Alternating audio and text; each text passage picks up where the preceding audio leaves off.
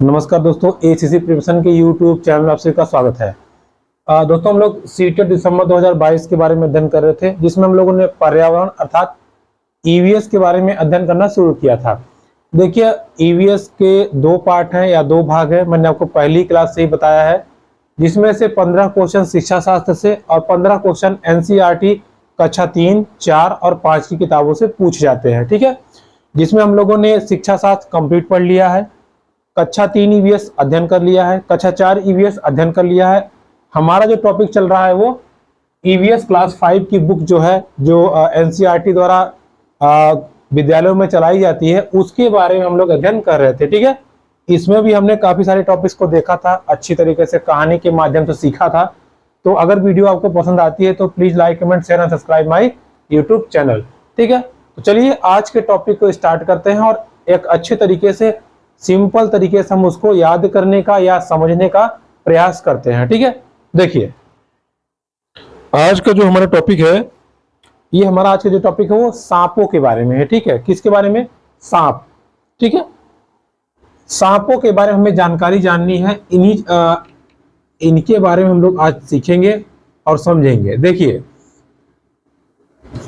बात करें सांपों की, तो जैसे हम लोग बचपन में देखते थे कि एक मदारी आता था, अपने पिटारे से सांप निकाल के ऐसे पकड़ लेता था। ठीक है, उसको ऐसे बीन बजा के करके उसको पूरा घुमाता रहता था, उसको पाल लेता था। हम लोग डरते भी थे कि यार इतने बड़े बड़े सांप को कैसे पाल लेते हैं या कैसे पकड़ लेते हैं। ठीक है, तो पहले की चीजें थी, बच्चे थे, हम लोग डरते भी थे, मजा भी आता था देखने में और तमाम चीजें थी। ठीक है, तो इसी के बारे में या इसी चीज को जोड़ करके एक पाठ बना दिया गया है, जिसमें सांपों के बारे में जानकारी लेनी है। उसी चीज को आज हम देखेंगे। देखिए, बात करें सांपों को, तो जो सांपों की पकड़ने की टेक्निक होती है, एक कला होती है, वो कुछ विशेष प्रकार के लोगों को ही पता होती है। हम आप जाकर थोड़ी पकड़ लेंगे, पता चली पकड़ने का काट लिया, दिक्कत हो जाएगी। इसलिए सांपों को पकड़ने वाले को एक विशेष नाम दिया गया है, या कह लीजिए कि उनको एक विशेष जात की संज्ञा दी जाती है, जिसको क्या बोलते हैं? सपेरा। ठीक है, क्या बोलते हैं? सपेरा। जैसे अपने उत्तर प्रदेश में कुछ और चीज भाषा है, अन्य राज्य में कुछ और भाषा है। ऐसे ही जैसे हमारे यहाँ सपेरे बोलते हैं, ऐसे ही और राज्यों में, साउथ इंडिया में या उड़ीसा वगैरह में सपेरों को कालबेलिया बोला जाता है। क्या बोला जाता है? कालबेलिया। ठीक है, सपेरों को क्या बोला जाता है? कालबेलिया बोला जाता है। ठीक है, इनको कालबेलिया इसलिए बोला जाता है, जहां कहीं भी ये अपना मदारी या अपना शो दिखाते हैं, वहां एक नृत्य करते हैं। ठीक है, क्या नृत्य करते हैं? वो इनका नृत्य बड़ा ही अजीब ढंग का होता है। ठीक है, सांपों जैसा नृत्य होता है, इसलिए कालबेलिया जो जात के लोग होते हैं वो कालबेलिया नृत्य करते हैं। ठीक है, एक ऐसे उल्टी मुद्रा होती है, कालबेलिया नृत्य करते हैं। ठीक, तो अगर आपसे एग्जाम में पूछ ले कभी सपेरों को क्या कहा जाता है, तो सपेरों को कालबेलिया कहा जाता है। क्या कहा जाता है? कालबेलिया। किसको? सपेरों को, या सांप पकड़ने वालों को कालबेलिया कहा जाता है। ठीक है, कालबेलिया। अच्छा, एक बात और, जैसे ये जब नाचते हैं तो अलग अलग मुद्राएं बनाते हैं। ठीक है, मुद्राएं मतलब पैसा नहीं, मुद्राएं मतलब जैसे कोई ऐसे हाथ किया है, कोई ऐसे हाथ किया है। ठीक है, तो अलग अलग मुद्राओं को बनाने के कारण या बनाते हैं, इसको जब हम चित्र बना देते हैं, इसकी जब चित्रकारी कर देते हैं, तो उस चित्रकला को क्या बोलते हैं, या उस शैली को बोलते हैं नाग गुम्फन। क्या बोलते हैं? नाग गुम्फन।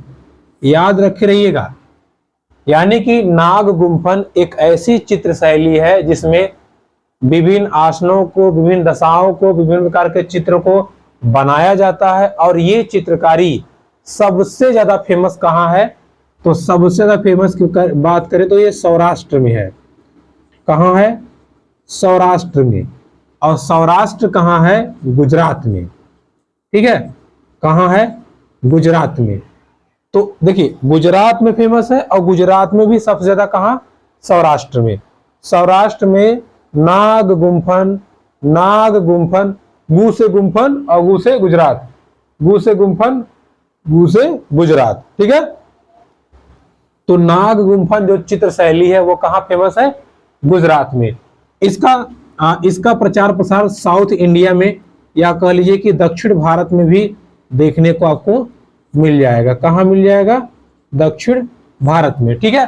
तो नाग गुम्फन एक ऐसी चित्र शैली है, या आप कह लीजिए इसकी रंगोली भी बनाई जाती है। ऐसा नहीं है कि चित्र ही, रंगोली बनाई जाती है। कहाँ बनाई जाती है? गुजरात में और साउथ इंडिया में। क्लियर है? ध्यान रहेगा। चलिए अब आगे बढ़ते हैं। देखिए, अब अगर सांपों की बात हो रही है तो सीधी सीधी बात है भाई, इसकी चर्चा तो होगी कि कैसे कैसे मोटे, लंबे, छोटे, नाटे, ठिगने, बहरे, सुनने वाले, काटने वाले, नहीं काटने वाले, जहरीले, कौन से जहरीले, यानी कि तमाम प्रकार के सांपों के बारे में पढ़ना पड़ेगा। तो इतना ज्यादा कौन पढ़ पाएगा भाई? पता नहीं कितनी प्रजातियां हैं। इसलिए पुस्तक में सांपों की प्रजातियों को एकदम छोटी वे में करके बताया गया है, उसको हमें पढ़ना है, उतना ही हमको जानना है, ठीक है। तो इस हिसाब से 4 प्रकार के सांपों को बताया गया है। देखिए कितने प्रकार के? 4 प्रकार के। भारत में देखिए, भारत में 4 प्रकार के सांप देखने को मिलते हैं। पहले वाले को क्या कहते हैं? नाग। दूसरे वाले को क्या कहते हैं? करैत। तीसरे वाले को क्या कहते हैं? दुबोइया। और चौथे वाले को क्या कहते हैं? अफाई। क्या बोलते हैं? अफाई, ठीक है। तो ये 4 जो है वो क्या है? सांपों की प्रजाति है, ठीक है। इसको आप ध्यान रखे रहिएगा। सांपों की प्रजाति कितनी है? नाग, करैत, दुबोइया, अफाई। नाग, करैत, दुबोइया, अफाई। नाग, करैत, दुबोइया, अफाई। ये 4 प्रकार के सांप हमारे भारत देश में पाए जाते हैं, ठीक है। इतना आप ध्यान रखे रहिएगा। क्लियर है? भूलेगा नहीं। भारत में कितने प्रकार के सांप? 4 प्रकार के। नाग, दुबोइया, अफाई, करैत, या नाग, करैत, दुबोइया, अफाई, ठीक है। नाग, करैत, दुबोइया, अफाई। एक बात थोड़ा सा ध्यान कर लीजिएगा, याद हो जाएगा। क्लियर है? देखिए, अच्छा, आपने सुना होगा कई बार लोग कहते हैं कि अगर सांप काटा पलटा तो मर जाएंगे, सांप काट के पलट गया तो मृत्यु हो जाएगी, फिक्स है, उसको पलटने मत दो। उसका देखिए रीजन क्या है। रीजन ये है, देखिए सांप के ऐसे 2 दांत होते हैं, ठीक है। ऐसे 2 दांत होते हैं, ठीक है। मान लीजिए दांत नुकीला है, ठीक है। ये दोनों दांत यहाँ किनारे से हल्के से क्या होते हैं? टूटे होते हैं, ठीक है। ऐसे सिरिंज टाइप के, मतलब खोखले। दोनों दांत क्या होते हैं? खोखले। अब देखिए ध्यान समझिएगा। अब अगर ऐसा दांत है, अभी हम एक दांत का चित्र बना रहे हैं, ठीक है, एक दांत का। देखिए सांप का जो दांत होता है कुछ इस हिसाब से होता है, देखिए, ठीक है। अब जैसे मान लीजिए सांप आपको काटा, ठीक है, तो इसका जो यहां जहर रहेगा वो आपके शरीर में चला जाएगा। लेकिन अगर ये काट के उलट गया, ठीक है, जैसे मान लीजिए ऐसे काटा तो थोड़ा जहर अंदर जाएगा। लेकिन अगर ये उलट गया, काट के उलट गया, तो ये सब जो जहर होगा यहाँ का, ये पूरा का पूरा आपके बॉडी में चला जाएगा। यानी कि एक साथ ही बहुत जहर चला जाएगा और इससे मृत्यु जल्दी हो जाती है, ठीक है। इसलिए लोग कहते हैं कि सांप काटा तो ठीक है, उसको पलटने मत दो। अगर सांप काट के पलट गया तो आपकी बहुत ज्यादा चांसेस है डेथ हो जाएगी, ठीक है। इसलिए आपने डायलॉग सुना होगा राजकुमार का कि हम सांप को काटने की इजाजत दे देंगे लेकिन पलटने की इजाजत नहीं देंगे, ठीक है। तो कहने का अर्थ ये है, अगर सांप काट लिया तो उसका इलाज करा लीजिए, लेकिन अगर काट के पलट गया तो जल्दी इलाज कराइए, नहीं तो आप जल्दी निपट जाएंगे, ठीक है। क्योंकि उनका दांत जो होता है ऐसे होता है, खोखला, और जब वो काटते हैं, यहाँ प्रेशर लगाते हैं, तो इनके दांतों से जहर अंदर चला जाता है, ठीक है। लेकिन मान लीजिए काट के ये पलट गया ऐसे, जैसे मान लीजिए ऐसे काटा और पलट गया, तो पूरा पूरा जहर ऐसे उलट देगा। जैसे मान लीजिए चम्मच है ये, अगर हम ऐसे गिराएंगे, थोड़ा थोड़ा गिराएंगे ना, आप बताइए, अगर ये चम्मच है ऐसे गिराएंगे थोड़ा थोड़ा, अब पूरा पलट दिए तो, अगर पूरा पलट दिए तो पूरा जहर चला जाएगा, ठीक है। अर्थात सांप काट के पलटा तो पूरा जहर बॉडी में चला जाएगा, जिससे डेथ हो जाती है। क्लियर? सांप के कितने दांत होते हैं? 2। दोनों दांत क्या होते हैं? खोखले। और एक बात ध्यान रखिएगा, सांप के दांत चबाने में मदद नहीं करते। ये किसी शिकार को जब पकड़ता है ना तो ऐसे पकड़े रहता है, पकड़े रहता है, उसमें दांत नहीं धंसाता। अगर उसमें दांत धंसा दिया तो उसमें जहर चला जाएगा और जहर को वो खुद निगल लेगा तो खुद मर जाएगा। इसलिए केवल दबाए रहता है और पूरा पूरा निगल जाता है। ठीक है? जब भी वो चूहा वगैरह खाता है तो वो निगल जाता है। क्लियर? ध्यान रहेगा। सांप के कितने दांत? 2 दांत, जिसकी मदद से वो किसी को जब काटता है तो जहर उसमें डाल देता है, जिससे डेथ हो जाती है। ठीक है? ध्यान रहेगा, भूलेगा नहीं। चलिए, अभी मैंने बात की कि अगर सांप आपको काट लिया या किसी को काट लिया तो क्या करें। देखिए, सांप के काटने की जो दवा बनाई जाती है वो सांप के जहर से ही बनाई जाती है। किससे? देखिए, जहर ही जहर को काटता है। तो देखिए, सांप के जहर से लेकर के जो दवा बनाई जाती है उस दवा का क्या नाम है? सीरम। सीरम। ठीक है? देखिए, होता ना, घर का भेदी लंका ढाए, विभीषण ना होते तो रावण क्यों मरता। वैसे ही इसके जहर से ही दवाई बना करके इसको ये भी हम लोग लपेट देते हैं। ठीक है? यानी कि अगर ये काटा, इसके जहर से एक दवा बनाई गई है सीरम, ये दवाई पिला दीजिए, आदमी टंटना जाएगा। What happened? वेयर इज सांप गोइंग? I am killing. ठीक है? मतलब कहने का अर्थ ये है कि इसके जहर से दवा पी करके आदमी ठीक हो जाता है और फिर सांप को कहता है आओ तुम्हें बताते हैं हम। ठीक?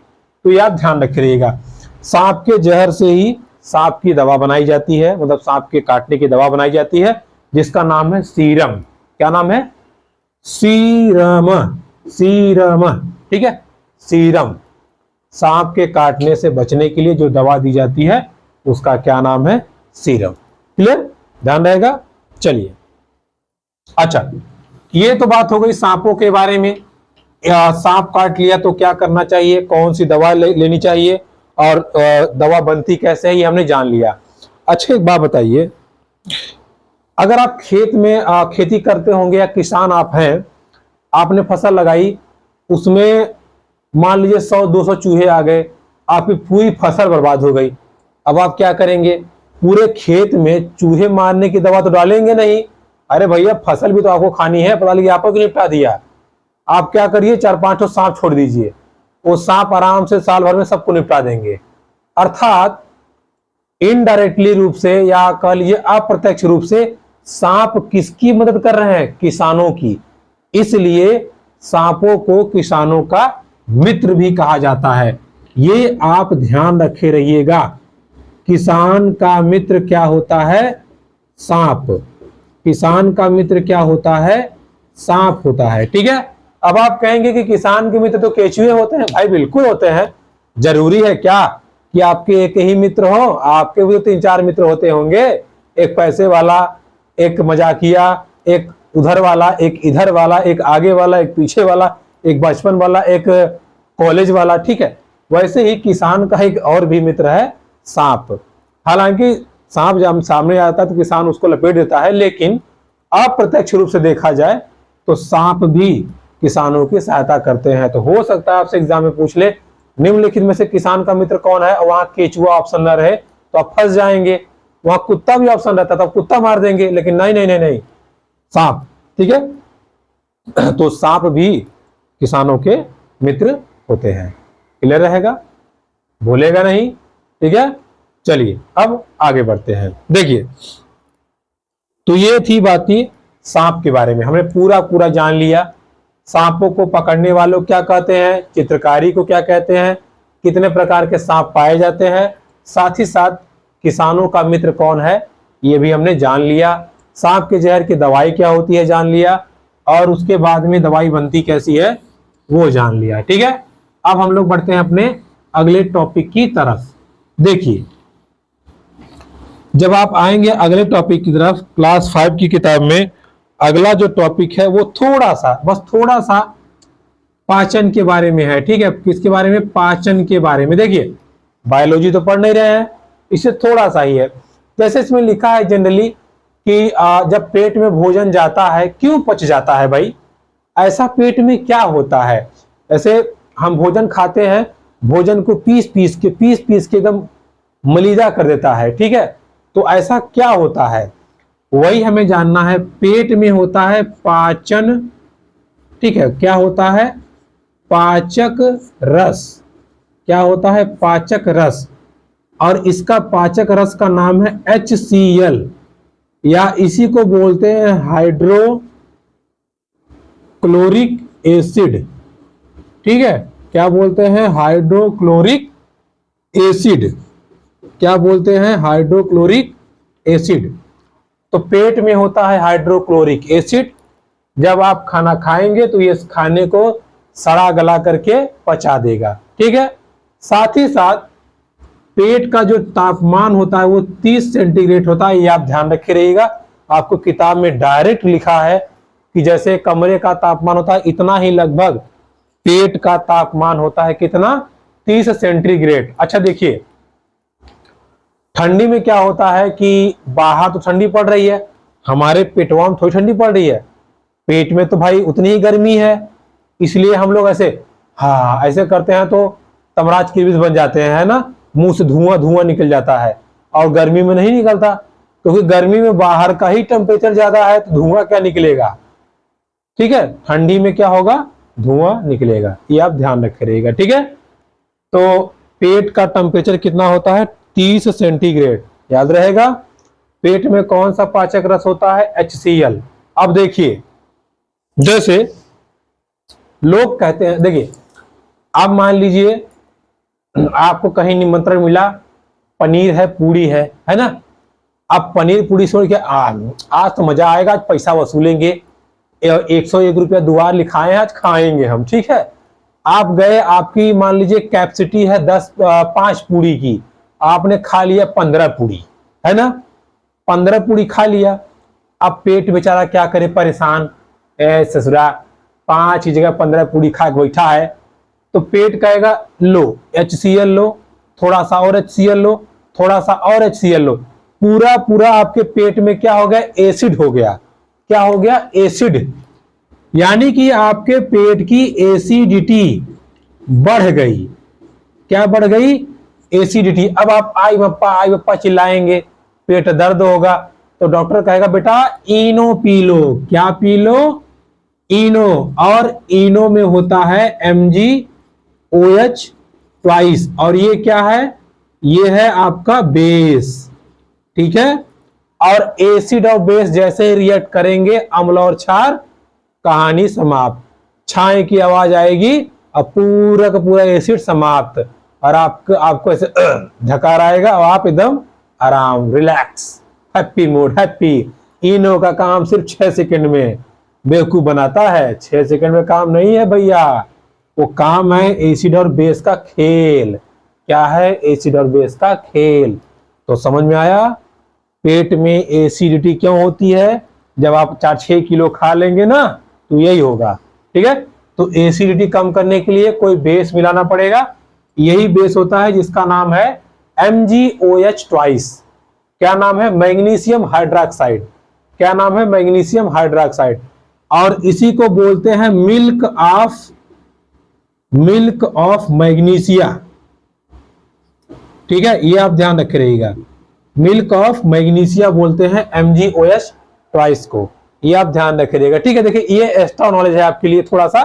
बाकी जो एसिडिटी का कारण है वो मैंने आपको बता दिया, HCl की अधिकता। क्लियर रहेगा। चलिए अब आगे बढ़ते हैं। देखिए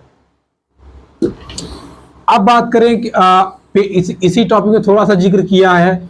जैसे मान लीजिए वो 18 किलो खाना नहीं खाया, 18 किलो खा लिया ना, अब जब बीमार हो गया उसने कहा हम खाना ही नहीं खाएंगे, जाओ 2 दिन खाना ही नहीं खाया, और जब खाना नहीं खा तो हो गया कमजोर। ठीक है, कमजोर हो गया, ऐसे झूल के चल रहा था, अब क्या करें। तो डॉक्टर बोला अरे खाना नहीं, मर जाओगे। कहा नहीं नहीं खाएंगे, एसिडिटी बहुत हो गया था, नहीं खाएंगे। अच्छा तो लाओ ग्लूकोज चाह दे तुमको। Glucose, what is glucose. देखो glucose is substance that provide you energy, जो तुम्हें ऊर्जा देता है। अर्थात हमें अगला जो पढ़ना है वो क्या पढ़ना है, ग्लूकोज के बारे में। क्या पढ़ना है, ग्लूकोज के बारे में। देखिए बस थोड़ा सा है, ग्लूकोज किसी बीमार व्यक्ति या किसी कमजोर व्यक्ति को दी जाती है जिसकी ऊर्जा शरीर से पानी निकल जाने के कारण कम हो गई है। ठीक है, आप उसको ग्लूकोज चढ़ा दीजिए या चीनी और नमक, चीनी और नमक का घोल, चीनी और नमक का घोल आप उसको पिला दीजिए, वो एकदम फरफरा जाएगा, फ्रेश हो जाएगा। जैसे गांव देहात में अगर जाइए, किसी को पानी चढ़ रहा है तो औरतें कहती हैं, अरे मेरी पप्पा रे बहुत सीरियस है, पानी चढ़ता कहा, कई बोतल चढ़ा भैया, 5 ठे, अरे बाप रे बाप 5 बोतल, मतलब इतना घबरवा देंगे भैया, टेंशन में आ जाएगा, ये क्या हुआ। अरे भैया कुछ नहीं हुआ है, उसको 2 बोतल पानी चढ़ाओ, ग्लूकोज चढ़ाओ, फिक्स मनमनाने लगेगा, एकदम घूमने लगेगा। ठीक है, तो कहने का अर्थ ये है, जब किसी कारण से या उल्टी दस्त मान लीजिए या किसी और कारण से अगर शरीर का पानी बाहर निकल जाता है तो हमें ऊर्जा की जरूरत पड़ती है, जो ग्लूकोज या चीनी नमक के घोल से शीघ्र हम प्राप्त कर सकते हैं। ठीक है, याद रहेगा। चलिए अब आगे बढ़ते हैं। देखिए अगला टॉपिक है, देखिए अगला टॉपिक है संरक्षण। भोजन को हम कैसे बचा के रख सकते हैं। देखिए बहुत सारे भोजन है, तो इतना तो हमें जानना नहीं है, हमें जानना उतना है जो पुस्तक में दिया है। देखिए पुस्तक में दिया है आम के बारे में कि आप आम को कैसे सुरक्षित रखेंगे। इसके बाद आपका दिया है हरा धनिया, क्या दिया है, हरा धनिया। फिर आपका दिया है दूध, दूध के बाद आपका है पका चावल, पका चावल, पका चावल के बाद आपका है प्याज और लहसुन, प्याज और लहसुन। ठीक है, देखिए अब बात करते हैं आम। आम का तो आप अच्छे जानते हैं। देखिए आम या तो आजकल तो बहुत हो गया है कि माजा वगैरह आने लगा, जिससे हम हर सीजन में आम का मजा ले सकते हैं। पहले क्या था, तो लोग आम को सिर्फ छील छील के उसका पापड़ बनाते थे। क्या बनाते थे, पापड़, आम पापड़। तो आम का आम पापड़ बना दीजिए, वो सेफ रहेगा एकदम। इसी आम पेपर को क्या बोलते हैं, मामीडी। ठीक है, मामीडी तांड्रा, क्या बोलते हैं, तांड्रा। मामीडी तांड्रा बोलते हैं कहां, आंध्रा में। ठीक है, आंध्र प्रदेश में। ठीक, आंध्र प्रदेश में आम के पेपर को मामीडी तांड्रा या मांडी तांड्रा। ठीक है, मामीडी तांड्रा की बात कह दिया तो समझ जाइएगा कि ये किसकी बात कर रहा है, आम पापड़ की। और कहां बोलते हैं, आंध्र प्रदेश में। आंध्र प्रदेश में आम पापड़ को मामीडी तांड्रा बोला जाता है। ठीक है, और आम को सुरक्षित करने के लिए इसकी खटाई बना दीजिए या आम पापड़ बना दीजिए, इजी है। ठीक है, देखिए अब यहां आगे जो दिया है ये शायद आप बता सकते हैं। अगर हरा धनिया हम कहें कि हमको सुबह रखना है, क्या करना पड़ेगा, उसको किसी गीले कपड़े में लपेट के रख दें। ये क्वेश्चन पूछा हुआ था कि हरे धनिया को सुरक्षित करने के लिए क्या करेंगे आप, गीले कपड़े में लपेट के उसको रख दीजिए। दूध की बात करें तो आप जानते होंगे, उबालकर, दूध को उबालकर सुरक्षित रखा जा सकता है। पका चावल, इसको किसी बर्तन में अच्छे से ढक के रख दें। ठीक है, बर्तन में ढक के रख दें। प्याज लहसुन को खुले जगह पर और नमी से बचाकर, ठीक है, खुले जगह पर और नमी से बचाकर रखिए। प्याज और लहसुन काफी टाइम तक आपके सुरक्षित रहेंगे, कोई दिक्कत नहीं होगी। ठीक है, चलिए अब आगे बढ़ते हैं। देखिए बात करें आगे, तो अब क्या बचा हमारा, इसके बाद में देखिए हमने क्या पढ़ लिया, हमने सांपों के बारे में पढ़ लिया। सांपों के बारे में पढ़ने के बाद में हमने क्या पढ़ा, जो दूसरा हमारा टॉपिक था, ये देखिए सांपों के बारे में पढ़ा हमने। सांपों के बारे में पढ़ने के बाद में हमने इसमें पढ़ लिया, ये क्या कहते हैं, भोजन के बारे में पढ़ा हमने। और थोड़ा सा हमने पढ़ा था पाचन के बारे में, ठीक है, थोड़ा दिमाग निकल गया था। अब देखिए इसके बाद में अब हमारा अगला टॉपिक चलते हैं हम लोग, जो है उसको जान लेते हैं, उसको समझ लेते हैं। देखिए कब आपसे एग्जाम में जैसे पूछता है, लिखा है बीज, मतलब बीज मतलब सीड्स, ठीक है। अब देखिए उसमें एक टॉपिक है, उसमें से ऐसे पेड़ से ऐसे बीज उड़ रहा है, ऐसे कह रहा है बाय बाय बाय बाय, अर्थात जैसे मान लीजिए नारियल है, समुद्र के किनारे नारियल है, कोई नारियल टूट के समुद्र में गिर गया, अब वो बहते बहते पता नहीं कितना दूर चला गया और वहां नारियल का पेड़ जम गया।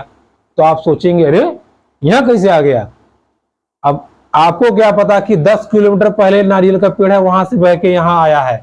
अर्थात बीज भी हाथ पैर ना होते हुए भी घूम सकते हैं, ठीक है, तो इसको आप ध्यान रखिएगा। और जैसे मान लीजिए कुछ पेड़ होते हैं जो धूप में चिटक जाते हैं, तो जैसे अगर धूप में कोई पौधा है, मान लीजिए उसका चिटक गया बिया और चिटक के कहीं दूर जा गया, वहां पेड़ बन गया, तो भी तो घूम के वहां चला गया। मान लीजिए कोई पक्षी किसी फल को खाया, उसका विया निकल गया, कहीं जाके बीट किया, वहां पेड़ जम गया, तो वहां एक पेड़ आ गया। तो इस प्रकार से बीज एक जगह से दूसरी जगह पे जाकर भी नया पौधा बना सकते हैं, ठीक है, इसको आप ध्यान रखिएगा। अब बढ़ते हैं आगे। देखिए बात आई पौधों की, तो अब हम जान लेते हैं कुछ राक्षसी पौधे। कौन से पौधे? कुछ राक्षसी पौधे। पहले ये देखिए, ये जो पौधे होते हैं देखिए कुछ इस टाइप के होते हैं, ठीक है, इस टाइप के, और इनके ऊपर एक ऐसे ढक्कन लगा होता है। क्या लगा होता है? ढक्कन, ठीक है। मान लीजिए यहां से कोई कीड़ा आया, यहां से अलग अलग, देखिए यहां से अलग अलग ये गंध निकालते हैं। क्या निकालते हैं? गंध। और गंध ऐसे क्या होगा, कीड़े से सूंघ के आ जाएंगे, सो ब्यूटीफुल। और आके ये कहां बैठ गया, इस पे बैठ गया और ये ढक्कन घपाक से बंद कर लेगा। जाओ ढक्कन बंद कर गया, आ गया। जैसे आप देखेंगे अलाउड का पर्चा दिखाता है ना, ऐसे ऐसे जीभ से खींच लेता है मच्छरों को, वैसे ही ये भी ऐसे ढक्कन खुला, जैसे मान लीजिए ऐसे है, इस पे बैठे और ढक्कन घपाक से बंद कर लिया, खा गया, जाओ। अर्थात कुछ पौधे ऐसे होते हैं जो कीड़े मकोड़ों को खाते हैं, मधुमक्खियों को खाते हैं, तितलियों को खाते हैं, उन्हें क्या कहते हैं? राक्षसी पौधे या कीट भक्षी पौधे। क्या कहते हैं?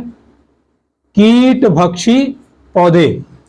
इनमें जो सबसे मुख्य है वो है निपेंथिस। और निपेंथिस पाया कहां जाता है? इंडोनेशिया में। कहां पाया जाता है? इंडोनेशिया में। और ये महत्वपूर्ण इसलिए है क्योंकि ये हमारे भारत देश के मेघालय में पाया जाता है, ठीक है। तो आपसे पूछता है कि कीट पतंगों को खाने वाले पौधे को क्या कहते हैं? निपेंथिस। ये कहां पाया जाता है? इंडोनेशिया में और हमारे भारत देश में। कहां पाया जाता है? इंडोनेशिया में और हमारे भारत देश में, ठीक है। तो ऐसे होता है पौधा, ऐसे ऐसे मुंह खोले रहेगा, जैसे मान लीजिए ऐसे मुंह खोले रहेगा और कोई पौधा बैठा ऐसे घप से बंद कर लेगा और खा जाएगा, ठीक है। तो कीट भक्षी पौधे कहाँ होते हैं? मेघालय में। अच्छा, ये कीटों को खाता क्यों है? कीटों को इसलिए खाता है क्योंकि ये पौधा वहीं उगता है जहां पर नाइट्रोजन की कमी होती है, ठीक है। नाइट्रोजन की जहां कमी होगी वहीं ये पौधा उगता है और नाइट्रोजन की कमी पूरा करने के लिए कीटों को खा जाता है। ये बहुत इंपॉर्टेंट टॉपिक है, इसको आप ध्यान रखिएगा। निपेंथिस नाइट्रोजन की कमी खा जाता है, ठीक है। कुछ और भी पौधे हैं, हालांकि ये बुक में आपके दिया नहीं गया, इसलिए मैं नाम बता देता हूं, आप नोट करना और नोट कर लीजिएगा। देखिए निपेंथिस, डोसेरा, बीनस फ्लाई, यूटिक्लोरिया, 4 पौधे होते हैं। कौन कौन से? निपेंथिस, यूट्रिकुलेरिया, ड्रोसेरा और वीनस फ्लाई। देखिए ये 4 प्रकार के पौधे होते हैं जो कीटों को खाते हैं, लेकिन हमारे देश में ये ज्यादातर मात्रा में पाया जाता है, कहीं कहीं ये भी पाया जाता है लेकिन एनसीईआरटी की जो बुक में दिया है वो सिर्फ और सिर्फ निपेंथिस की चर्चा किया है, इसलिए आप निपेंथिस को पढ़िएगा। हालांकि हमारे यूपी बोर्ड में वीनस फ्लाई भी आ गया है, इसलिए वीनस फ्लाई को अगर ध्यान रखेंगे तो आपके लिए फायदेमंद रहेगा। ठीक है, आगे बढ़े। चलिए देखिए, तो ये हो गई बात राक्षसी पौधों की। अब हम लोग देख लेते हैं थोड़ा सा और एक दो चीजों को। ऐसे ही देखिए भाई, विचित्र प्रकार के पौधों को पढ़ रहे हैं, तो ऐसे ही एक पौधा होता है जिसका नाम है वेलक्रो। क्या नाम होता है? वेलक्रो। देखिए, एक दिन हुआ क्या, 1948 में जॉर्ज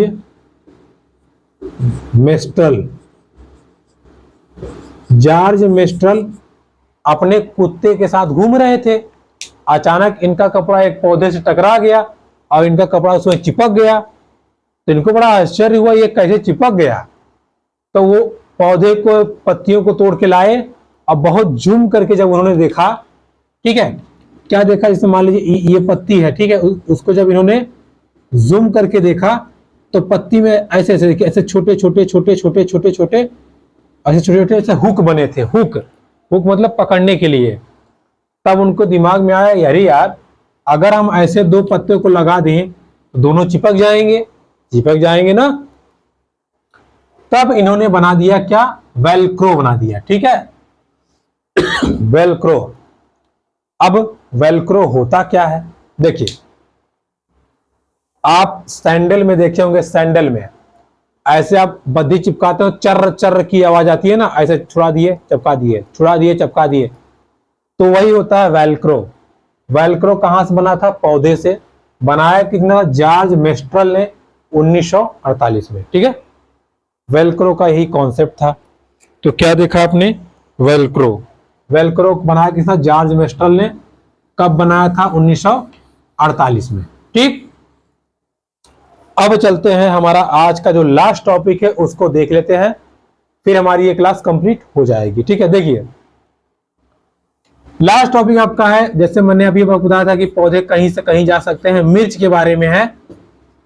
आपसे पिछले अभी रिसेंटली जो एग्जाम हुआ था 2021 और 20 में, उसमें पूछा था कि भारत में मिर्च कहां से आया। तो देखिए, भारत में आए थे कौन? पुर्तगाली लोग, वास्को डी गामा लोग आए थे ना। तो पुर्तगाली लोग लाए थे क्या? मिर्च। क्या लाए थे? मिर्च। लेकिन अगर ये आप ऑप्शन मार देंगे तो वही हो जाएगा गलत। क्यों? क्योंकि पुर्तगाली लोग जो मिर्च लाए थे वो मिर्चवा लाए कहां से थे? दक्षिण अमेरिका से। कहां से लाए थे?